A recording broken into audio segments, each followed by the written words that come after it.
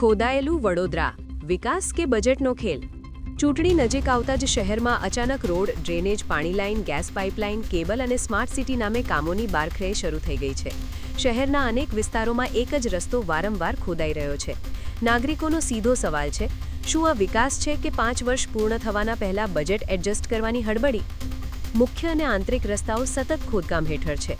કામ પૂરું થાય તે પહેલા ફરી નવી એજન્સી દ્વારા ખોદકામ કરાય છે. ધૂળ, ટ્રાફિક જામ અને અકસ્માતનું જોખમ સેવાય છે. શહેરમાં એવી સ્થિતિ સર્જાઈ છે કે લોકો મજાકમાં કહે છે, રસ્તો શોધવો હોય તો ખાડા વચ્ચે શોધવો પડે.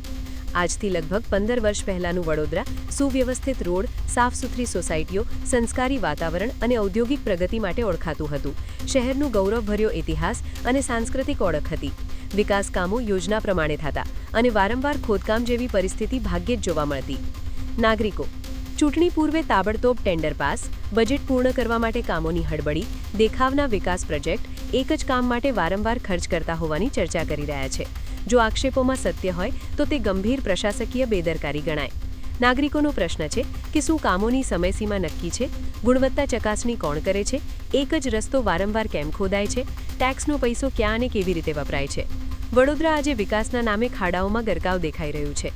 પ્રશ્ન એ નથી કે કામ કેમ થાય છે, પ્રશ્ન એ છે કે આયોજન વગર અને પારદર્શિતા વિના કેમ થાય છે.